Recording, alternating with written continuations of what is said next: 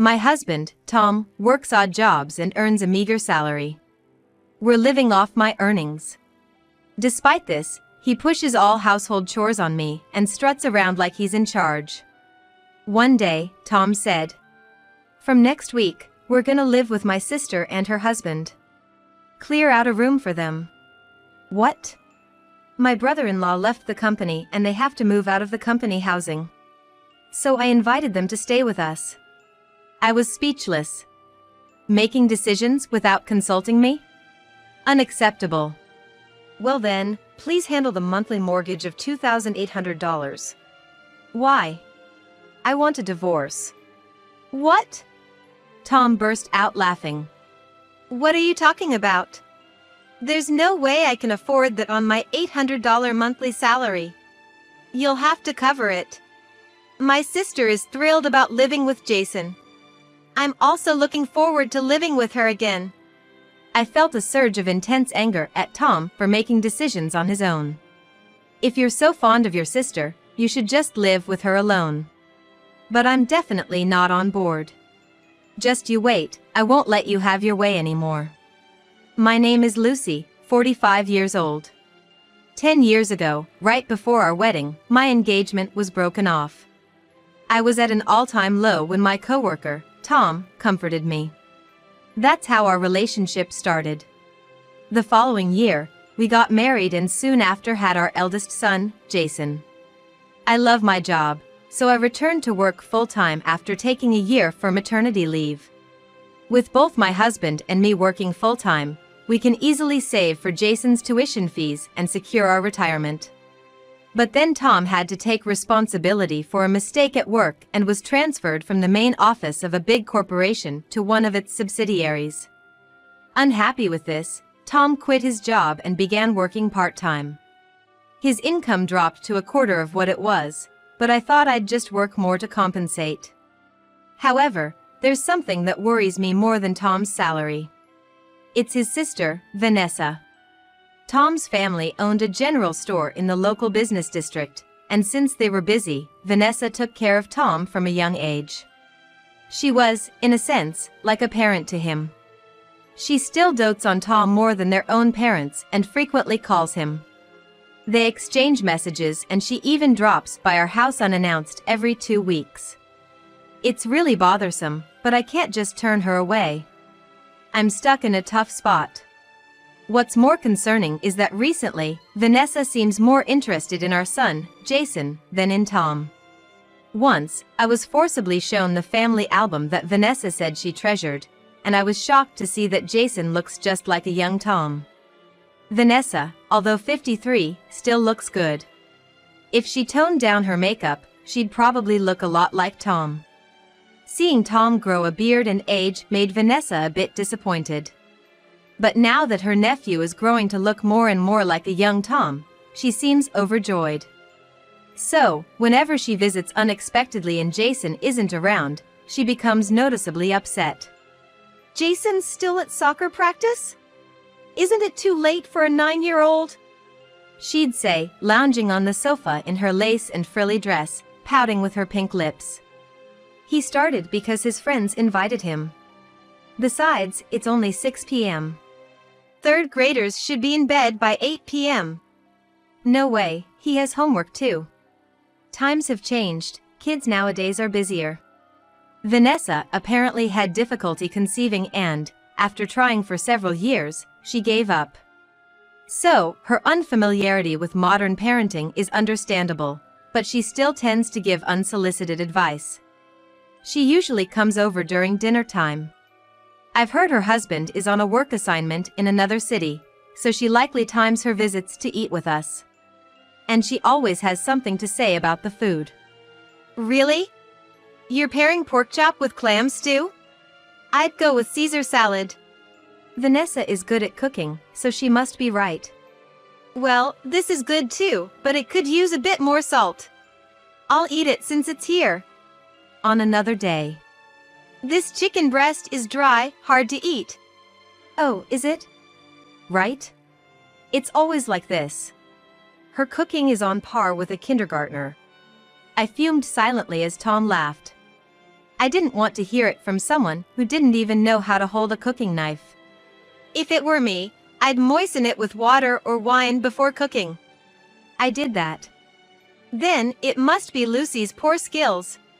There's no helping it. Both Vanessa and Tom burst into laughter. Vanessa always cleans her plate but never misses a chance to add a snide comment. Lucy, since Tom's taking care of you, you ought to consider a proper nutritional balance for him, right, Tom? Well, yeah. Next to Tom, who awkwardly avoids her gaze, I smirk silently to myself. It seems my sister-in-law doesn't realize that I'm the one supporting Tom. Then, when Jason returns, all hell breaks loose. Jason! It's been 2 weeks. Let Auntie get a good look at you. Oh my, you look exactly like your dad when he was young. A future heartthrob for sure. Why not consider being a pop star? Nah, I'm gonna be a soccer player. Are you sure? What a waste. Have you grown taller? Your skin's so smooth, long eyelashes, and silky hair.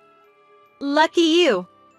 As Vanessa touches all over his face and hair, Jason forces a smile, but he can't exactly shove his aunt away, so he looks at me for help. Doing the dishes, I rush over, drying my hands, and pull Vanessa away from Jason. Vanessa, please stop. Jason's clearly uncomfortable. It's just a bit of touching. It's not a big deal, right, Tom? Yeah. Vanessa doesn't have kids, so let her touch him. Tom, playing with his phone on the couch, makes the careless remark. It irritates me. Jason isn't a toy. I might find him adorable, but I don't go all touchy-feely on him. This is different. If he doesn't like it, you should respect that. Jason, you don't really mind, do you? With that kind of questioning, how's he supposed to say no? Vanessa, if you don't stop this behavior, I won't let you see him anymore. Oh, don't be so stingy. Fine, from now on, I'll just look from a distance. Vanessa reluctantly agreed, so I felt relieved. However, that's not the only issue in our household. The other day, I suddenly had to work overtime, so I called Tom during my lunch break. Sorry, can you and Jason eat the leftovers in the fridge? Oh, sure. Got it. However, as soon as I came home, Jason ran up to me. I'm hungry. Wait, you haven't eaten yet? Tom, getting up from the couch, grumbled. There's nothing. If it's not freshly cooked dishes, I ain't eating. He snootily remarked, looking at the beef and potatoes I had laid out on the table. If it's just yesterday's leftovers, I don't want it. I'm gonna get a burger. Then, with a scowl, he said to me, if you can't even prepare a meal, don't work late. Well, maybe you should cook every once in a while, Tom. I snapped back, and he replied disdainfully. Excuse me? Isn't housework a woman's job? Even if your cooking sucks.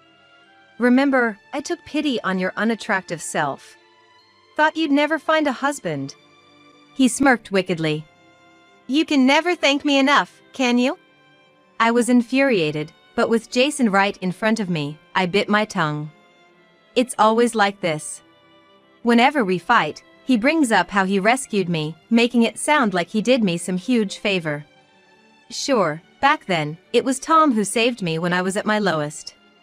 But now, he's just a low-wage part-timer relying on my salary, and he dumps all the housework on me while acting high and mighty. Will I always be belittled like this? That night, as I gazed at Jason's innocent sleeping face, I pondered. A household where the father ridicules the mother can't be good for a child. Should I get a divorce? But Jason, given my busy work schedule, is attached to Tom. It feels like I'd be taking away his father, and it makes me hesitate. One restless day, after seeing Jason fall asleep, Tom approached me. From next week, we're gonna live with my sister and her husband. Clear out a room for them. What? I was taken aback. Not what, clean it up properly. I haven't heard anything about this. That's why I'm telling you now. Tom said, sounding annoyed. My brother-in-law left the company and they have to move out of the company housing. So, I invited them here. Told them they can stay as long as they want. I was dumbfounded. What is he thinking? Making decisions without even asking me. I put on a smile and turned it toward Tom. Well then, please handle the monthly mortgage of $2,800. Why? I want a divorce. What? After a brief pause, Tom burst out laughing. What are you talking about? There's no way I can afford that on my $800 monthly salary. You'll have to cover it. As if it were a given. Tom continued with a smirk. My sister is thrilled about living with Jason. She says now they can finally become a real family. I'm also looking forward to living with her again. Oh, really? I felt a surge of intense anger at Tom for making decisions on his own. All right, I get it. If you're so fond of your sister, you should just live with her alone. But I'm definitely not on board. Just you wait, I won't let you have your way anymore. Starting the next day, I took some paid time off and began packing little by little while Tom was at work. I called my parents to see if I could temporarily stay with them. They were even more angry than I was, after hearing about Vanessa's attachment to Jason. Does she think she can treat our precious grandchild like some kind of pet? What a creep! We can't leave you and Jason in a place like that. Come back home. Thank you. I'm sorry for this sudden change. When I told Jason we were getting divorced, he asked me with uncertainty. Can I come with you, Mom? Of course, honey. We'll be staying at your grandparents' for a while. Yay! I love Grandma and Grandpa. I hesitated for a moment before asking. You know, you might not see your dad as often. Is that okay? It's fine. Dad hardly ever plays with me. He just gives short answers to my stories about school, so it's boring. Oh, really? Jason made a face, clearly annoyed. Even when he took me to the park when I was little, he'd just sit on the bench and play on his phone. I wanted to play catch, but he'd always say he's too busy and that I should play by myself. I was always jealous of the other kids with their dads. I had no idea. Tom, who always left the household chores to me, would still take a young Jason to the park on his days off. During that time, I was able to do household chores and shopping, which was a huge help. Since Tom always brought toys to play with outside, I assumed they were having fun time together as guys. If Tom wasn't even fulfilling his duties as a father, there was no reason for us to stay together. Fortunately, my parents' house was in the neighboring town, so Jason didn't have to switch schools, and he could continue his soccer lessons, which was a relief. Once I moved back to my parents, I transferred the house's ownership to Tom, changed my address, and started to file for divorce. It's not just about separating, but we also need to split our shared property in half. We need to figure out the worth of our marital property and then split them. We also need to discuss and decide on how much child support for Jason. A friend of my father's mentioned he knew an attorney who's good with divorces, so I've scheduled a meeting to consult with this person over the weekend. One day, after some time had passed since I moved out, I checked my cell phone on my way home from work and my eyes widened. In just 3 hours, an insane number of calls and messages had come in. The voicemail had Tom's desperate voice on it. Lucy. I got a bill for the house mortgage asking for $2,800. Didn't I say I can't pay? I sighed and drove back home. Though he sounded so close to tears over the phone, when we met face to face, Tom was as arrogant as ever. Hey, why am I getting the mortgage bill? This house is under your name, ain't it? He raised his voice without even waiting for me to sit on the couch. Yes, it's under my name. But you decided on your own to let your sister and her husband live here, remember? Of course, it's my house too. What's wrong with living with family? We should help each other out when in need, right? Then, starting next week, I'll invite my parents over. They're getting old, and I'm worried. That's fine, right? Tom's eyes widened. What are you talking about? No way am I gonna approve of living with your folks. See, Tom? You react just the same way I do. At my remark, Tom's face turned sour, as if he'd bitten into a lemon. But wanting a divorce over something like this is just selfish. We have a young kid, Jason. You're gonna take his dad away from him? I've put up with a lot until now, and I've thought about Jason too. But I just can't stand your arrogance anymore. I said in a restrained tone. Anyway, I've moved out. It's only natural to transfer the house to your name, isn't it? You left without my permission, and you think that's okay? I'm willing to let it slide for now, but hurry up and bring Jason back. Without your permission? It's laughable coming from his mouth. Then, as I fell silent, Tom said in a lowered tone. You're not getting something, are you? What? No one told you to leave. Suddenly his tone was gentle, and he put on a fawning smile. Vanessa told me she had no intention of kicking you out. So, come back, do the chores as you've always done, and contribute to the household. Just because there are 2 more of us now doesn't mean things have to change. We have spare rooms after all. I agree about the spare rooms. Right? We need to make use of them. But a $2,800 mortgage is just too much. Tom shrugged, looking exasperated. I replied, half in disbelief. You're the one who took out such a high mortgage, Tom. What? My fault? I said I'd be fine with any prefab house if it had a yard. You were the one who listened to the sales staff and opted for all those luxuries. Tom frowned, and I retorted sharply. You said you wanted a house from a well-known builder, a 7-bedroom place, within a 5-minute walk to the station. You wanted a rooftop, a spacious yard, and a basement. You even wanted imported wall and floor materials.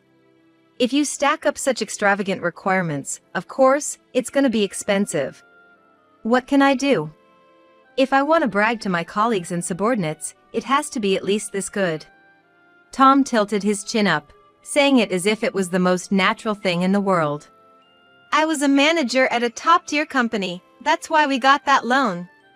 Yeah, and in less than 2 years, you were transferred to a subsidiary and became a part-timer. Since your salary dropped significantly, I, who had been working part-time, took a test to become a full-time employee and ended up paying the mortgage on the house in your name. It's natural for families to help each other out. Tom said arrogantly, without showing a shred of gratitude towards me. That's why it's only natural to let Vanessa and her husband live in our house. And yet you refuse. You really are cold-hearted. I was ticked off and raised my voice. So, when is my brother-in-law gonna find a new job? Vanessa is gonna work too, right? How would I know that? They can just stay with us. Tom casually responded. Of course, you'll be covering all their living expenses. You should be able to manage that, being a housewife. Just think of it as repaying the favor Vanessa has done for you all these years. Feeling dizzy, I pressed my forehead and closed my eyes. You might feel grateful to her, but all I get from her are sarcastic comments. After all she's done for Jason, that's just not right. Tom smirked condescendingly. When you're away for work, Vanessa comes over so Jason won't feel lonely. Hey, how about we let her adopt Jason? That way, we can all be a real family. I was in disbelief. Are you out of your mind? It's a good idea.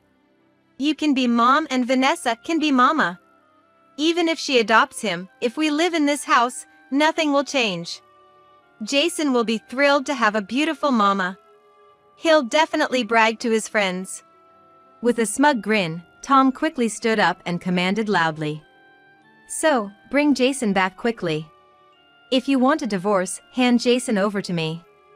At the very least, every month, you'll transfer child support, the house mortgage, and our living expenses to my bank account. You think I'm gonna agree to that? If you don't, I won't agree with getting divorced. With Tom's definitive statement, I chuckled. Fine. Realizing that further discussion was pointless, I swiftly left the house. I had plans of my own. A few days later, as I prepared dinner in my parents' kitchen, my cell phone rang. Answering it, I heard Tom yelling with a tearful voice. "You went to Vanessa and ratted me out?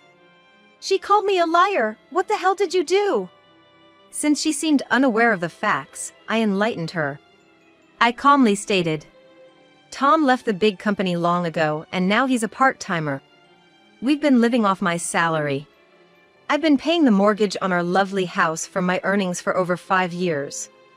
Since she didn't trust me, I let her listen to the conversation I had recorded from yesterday. She was pretty shocked. You sneaky little! You're just jealous of how close Vanessa and I are. What? Are you nuts?" I shouted without thinking. "If you love Vanessa so much, why don't you work and support her?" I hung up angrily and immediately blocked Tom's number.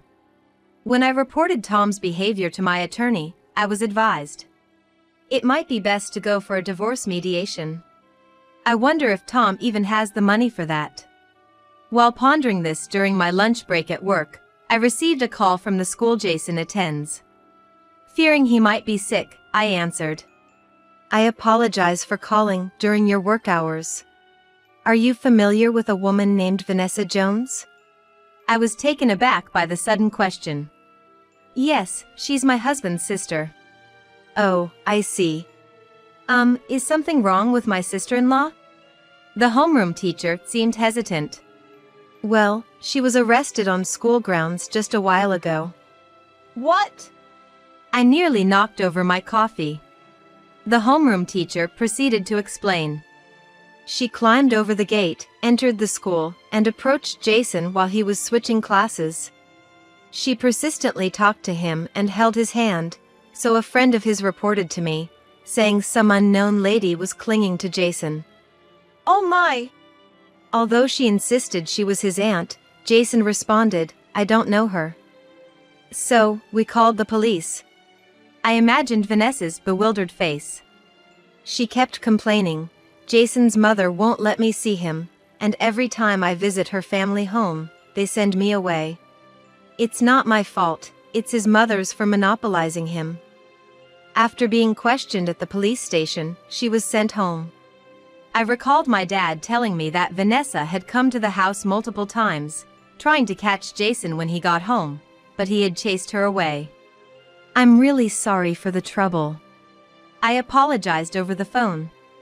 Was Jason too upset? More like angry. He said she's creepy and that he doesn't want to see her anymore. I see. Once home, I would reassure Jason. Promise him he'd never have to see Vanessa again. I hung up the phone, sipped my coffee, and felt a weight off my chest. Vanessa must have been devastated to be treated as a stranger by Jason. Serves her right, I thought, smirking to myself. Tom was initially very resistant to the divorce, but my attorney persuaded him, saying, "A divorce mediation would be expensive." So he reluctantly agreed. He even consented to the child support amount I proposed. Now, the value of our jointly owned house needs to be determined, and after deducting the remaining mortgage, Tom and I need to split the money. When Tom got a price quote from a realtor and told Vanessa they were selling the house, Vanessa was furious. "You'll take care of our living expenses, and I'll be able to spend more time with Jason. This isn't what we discussed. You want us to rent an apartment? We don't have that kind of money. I'm broke too. Sorry, but find a way to move. You said you were a manager at a top-tier company and told me to trust you, but turns out you're just a part-timer. You really let me down, Tom. It's really your husband's fault, using company money for personal stuff. Clean up your own mess." "What did you say?" After a massive argument, Tom and Vanessa and her husband moved into separate apartments. Tom sold the house and paid off my mortgage debt, but he still has to give me monthly child support. So he took on 5 part-time jobs, working from dawn till dusk, sweating it out just to make ends meet and provide that child support. If he couldn't transfer the child support to my account, I'd have his wages garnished, so I guess Tom is really doing his best. Vanessa and her husband, who borrowed money for moving and initial living expenses, also found jobs and started working. But at Vanessa's workplace, there's Jason's classmate's mother, and word quickly spread about Vanessa sneaking into the school. Vanessa, embarrassed, quickly quit her job and mostly stays at home now. A neighbor recently saw her and remarked that she looked haggard and older than her age. Once the divorce procedure was settled, I moved with Jason to a condo near my parents. In case of sudden late work shifts or weekend duties, my parents help take care of Jason. Jason's always been close to my parents, and as they adore him too, I can trust leaving him with them. I feel so refreshed without having to constantly worry about Vanessa's unexpected visits or seeing Tom lounging on the couch while I'm swamped with housework. I'm open to letting Jason see Tom if he wants to, but Jason seems to have had enough of his dad. Not sure when that might change. In the absence of his father, I, along with my parents, intend to raise Jason with all the love and watch him grow.